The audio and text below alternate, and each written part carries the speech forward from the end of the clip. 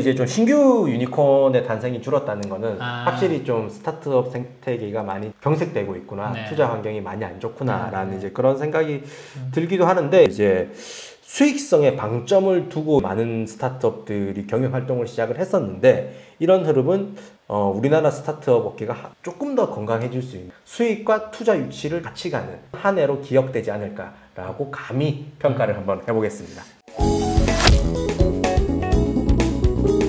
안녕하세요. 주민 IT 최동호입니다. 오늘도 역시 최준호 편집인과 같이 얘기해 보도록 하겠습니다. 오늘은 2024년도 한국 유니콘 기업들의 재무 성과와 성장성을 좀 분석해 보는 시간을 가질 건데요.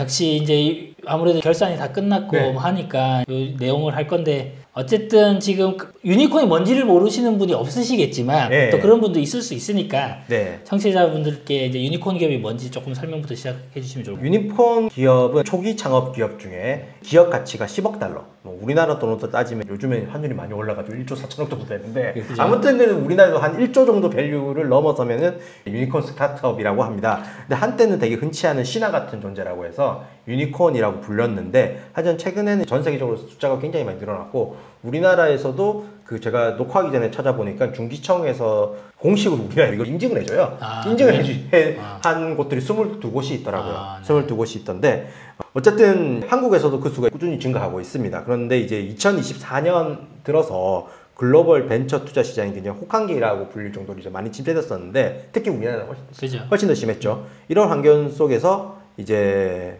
신규 유니콘이 등장하기 좀 어려웠죠. 하지만 기존 유니콘들은 성장을 유지하고 있고 수익성을 개선하는 모습이 보여서 한국 스타트업 생태계의 저력을 보여주고 있다. 이렇게 좀 앞서 평가를 하고 이야기를 나누도록 하겠습니다. 아까 22개 기업 얘기하셨는데, 그럼 오늘 다 얘기할 수는 없고, 오늘 주로 나눌 어떤 주요 기업들은 어떤 곳이 있나요?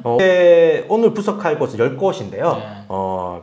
우리가 토스라고 잘 알고 있는 비바 리퍼블리카, 그리고 당근마켓, 그리고 오늘의 집이라고 유명한 버킷플레이스, 그리고 야놀자, 두나무, 오아시스, 무신사, 에이블리 코퍼레이션, 리디, 컬리, 이렇게 맞네. 이렇게 한 10곳이고요. 그래서 이들의 이제 지금 매출이 지금 이렇게 쫙 나오고 있죠.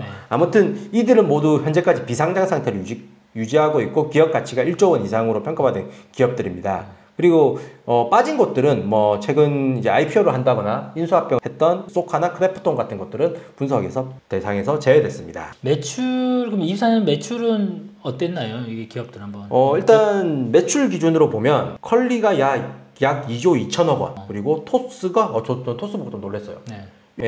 그리고 두나무가 약 1조 7천억 원, 무신사가 1조 2천억 원으로 4개사가 1조 이상의 매출을 보였어요. 역시 이제 지금 딱 보면 매출 규모 자체는 이커머스 기업이랑 핀테크 분야의 기업들이 전반적으로 1조 이상의 높은 규모를 보였다라고 평가할 수 있을 것 같습니다. 근데 매출도 중요하지만 사실은 이제 이 정도 규모면 이익도 중요하거든요. 그래서 이익에 대해서 한번 조사한 것도 좀 말씀해 주시면 좋을 것 같아요. 일단은 좀 두나무는 너무 넘사벽이라 좀 제외를 해야 될 것 같은데, 이게 말이 안 돼요. 매출이 1조 7천억 원인데 영업이익이 1조 1,800억 원. 와, 이거는 이걸 사업이라고 해야 될지. 어쨌든 그렇고요. 무신사가 이제 1,000억 원을 먹는 영업이익을 냈고, 토스도 900억 원의 창사 첫 영업이익 흑자를 달성했었습니다. 중요하죠. 이렇게 뭔가 바뀌는 것들. 그리고 당근마켓은 소액이긴 하지만 2년 연속 이제 흑자를 기록했죠. 그리고 대신에 에이블리 코퍼레이션이라든지 리디, 컬리는 100억 원대 영업 손실을 기록했는데요. 근데 이제 리디라 컬리는 손실폭을 크게 줄여나가고 있다는 점은 긍정적으로 평가할 수 있을 것 같습니다.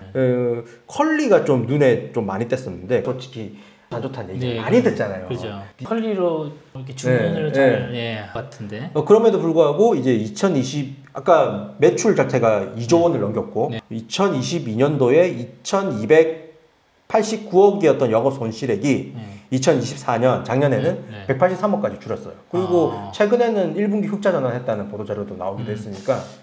어쨌든 스타트업은 그러니까 손실이 많은 거는 어쩔 수 없는데, 손실폭을 줄여간다는 건 중요하고, 손실폭이 줄어든다는 거는 어느 순간에 이제 이익으로 바뀐다는 거기 때문에 상당히 중요하네요.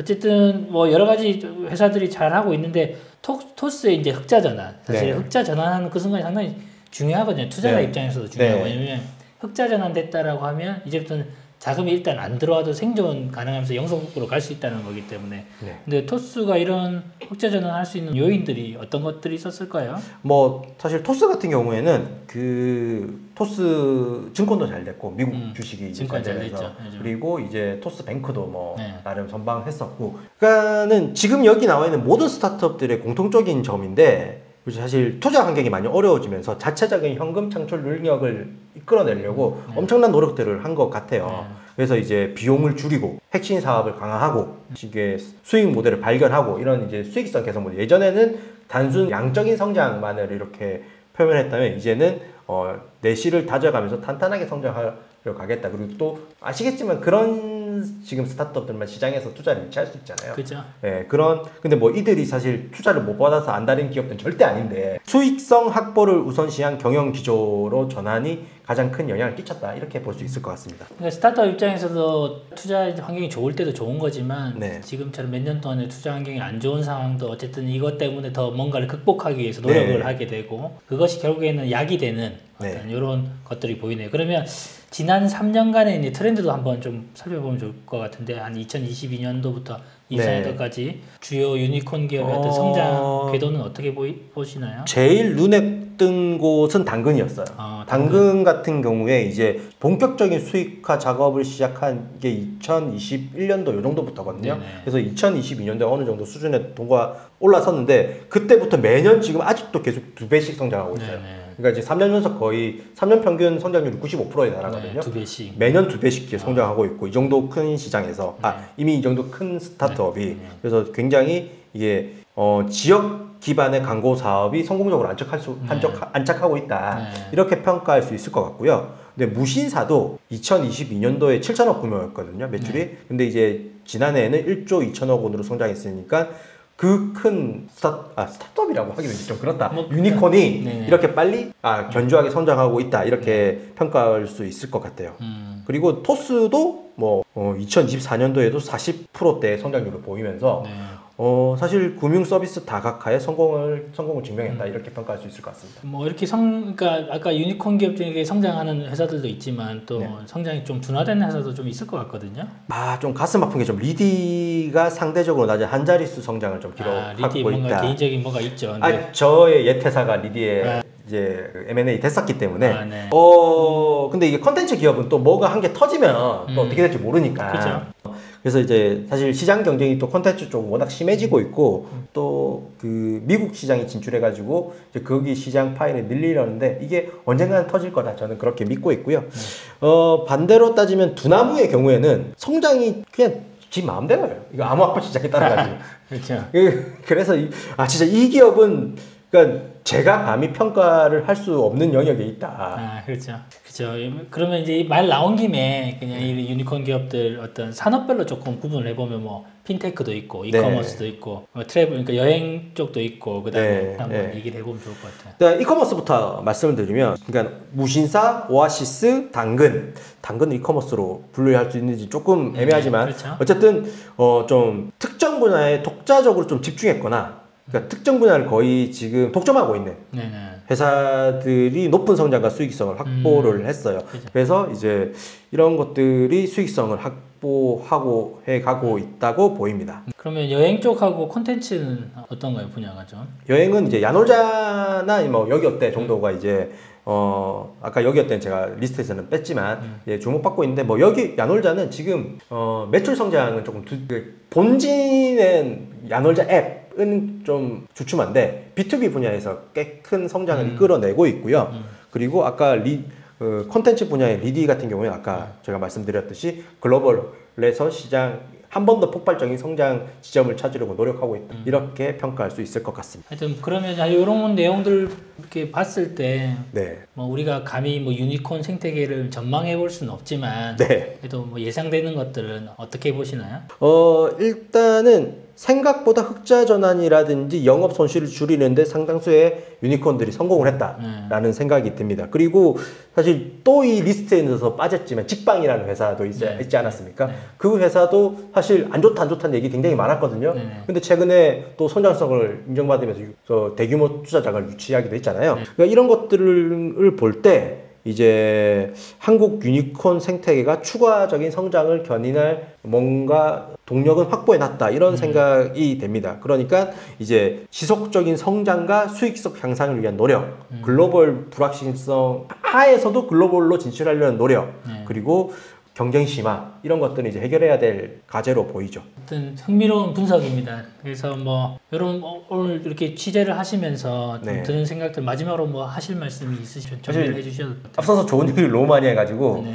그런데 이제 좀 신규 유니콘의 단생이 줄었다는 거는 아. 확실히 좀 스타트업 생태계가 많이 경색되고 있구나, 네. 투자 환경이 많이 안 좋구나라는 이제 그런 생각이 들기도 하는데, 사실 요즘에 그 수익이 안 나면 투자 받기 힘들잖아요. 그렇죠. 양적 성장을 위한 스타트업의 트렌드는 한풀 꺾인 것 같고, 물론 이게 트렌드와 역행해서 가는 곳들이 당연히 존재하고 그런 회사들이 더 뾰족하게 성장하는 경우도 있지만, 그래서 이제 수익성에 방점을 두고 많은 스타트업들이 경영 활동을 시작을 했었는데, 이런 흐름은 우리나라 스타트업 업계가 조금 더 건강해질 수 있는 수익과 투자 유치를 같이 가는 한 해로 기억되지 않을까라고 감히 평가를 한번 해보겠습니다. 그리고 또 생각해 보면 이제 이전에 플랫폼적으로 접근했던 회사들이 이제 유니콘으로 많이 갔는데, 이제 뭐 물론 AI, LLM만 있는 아니고 AI도 버티컬 AI도 있고 이런 쪽도 이제 지금 투자가 좀 되고 하니까 네. 이런 쪽에서 이제 몇 년 안에 더 큰 그러니까요. 그러고 보니까 나올 것 같고, 저 리스트에서 AI 스타트업 중에 유니콘이 없네요. 네, 나올 것 같습니다.